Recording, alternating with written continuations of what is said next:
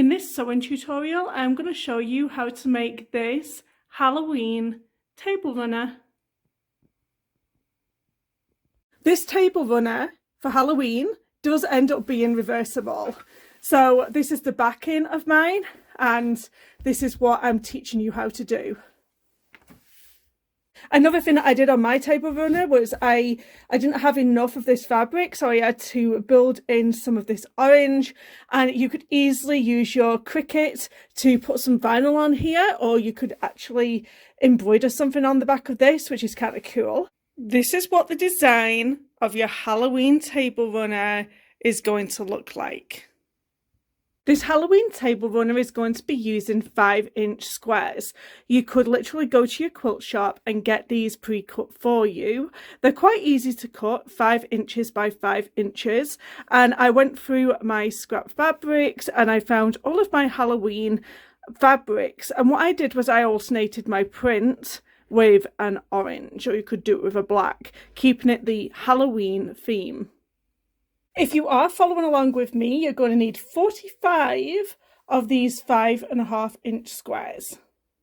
I sew using a baby lock soprano, and in the top of my bobbin thread, I'm either going to use a black thread or an orange thread, something that kind of like goes with the Halloween vibe.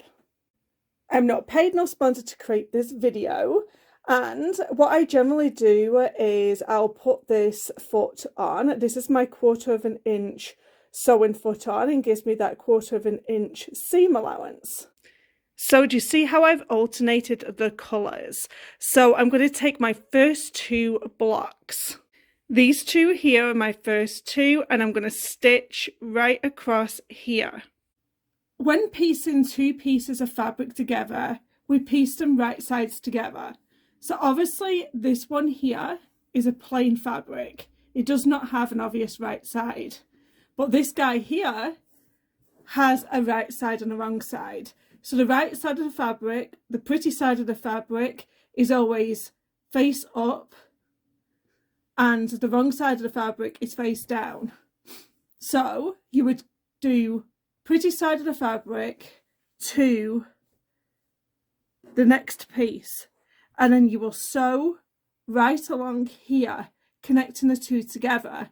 I'll get 2 pieces that are printed. So both these fabrics are printed fabrics. So this is the right sides. So when they tell you to do right sides together, you will match them right sides together like so. Sometimes your fabric will have an obvious direction. This is the direction of the fabric. It's going up and down.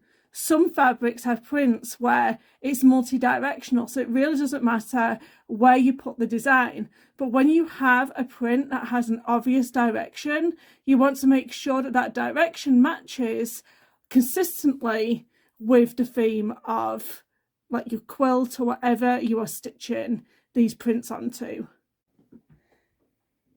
Please consider subscribing to my channel. I have over 400 sewing and quilting tutorials. I can't think of one sewing or quilting tutorial that I haven't done. And as you go through, just open it up and press. And let's go and get the next block to piece. So these 2 here were the ones that we just did.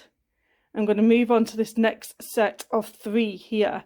So we're going to do 1, 2, 3. We're going to pick them up and we're going to stitch them down here and down here. So let's pick these up and go and stitch them into place. So 1, 2, 3 were the last 3 that we stitched. Now we're going to go on to this 1, 2, 3, 4, 5. And we are going to stitch these along here, and along here. So you get the point. You're just going to go through and you're going to stitch them all together. Now that we have stitched each section together, we're now going to have to stitch each row together. So we are going to stitch these 2 down here And then we'll come along and we'll stitch these rows together. When you press your seams, make sure that they aren't tucked in like this. Make sure they are flat.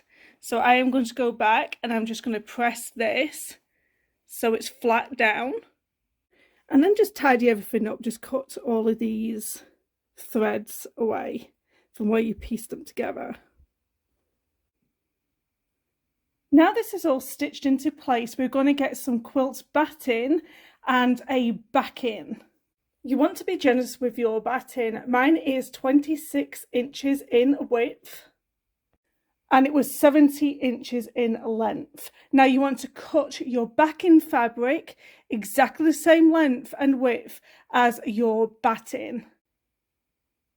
So there's nothing complicated about this process. So all we're going to do is we're going to sew it down and flip it right sides out. So if you've ever done a quilt where you flipped it right side out, it's exactly the same as what we're doing here. So you can have your batting on first, you can have your backing fabric facing up, and then we're going to put our Halloween tablecloth face down. So here we go, this is the Halloween table runner and it's face down onto the backing fabric that is face up. Now I hate pinning, but you definitely have to pin because it's going to move on you, so get pinning. So now I've pinned it all into place. What we're going to do next is we're going to stitch 1/4 inch all the way around the table runner, going zigzag all the way around. I recommend that you leave a gap here. This is perfect. It's going to pull everything right sides through. We need a space here, so don't sew it all shut. Leave this space here to pull it right sides through. Let's take it over to the sewing machine and sew that 1/4 inch all the way around. You're going to go ahead and take the pins out, and then we are going to cut around the excess fabric. You're going to go around this whole table runner and you're going to press everything down. You're going to have this opening, but concentrate on just pressing everything down. And when you've turned everything right sides out, you're going to make sure that these corners are nicely pressed. And then when you come to do the inside here, just give it a little bit of a tug and then press it down. Now the reason why I'm telling you to stitch in the ditch, and stitching in the ditch is basically where you actually stitch in these creases of the pieces that we pieced together, or slightly just away from it. And the reason why I'm telling you to do that is when you put this in the washing machine, it's going to end up moving about. So that actually stops that from happening.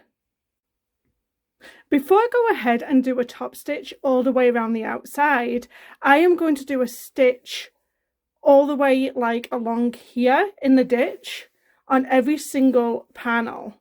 So we're going to go down here, we're going to go down here, and we're going to stitch all the way in here. So we're going to keep everything all stitched down, so when we wash it, it's not going to move on us.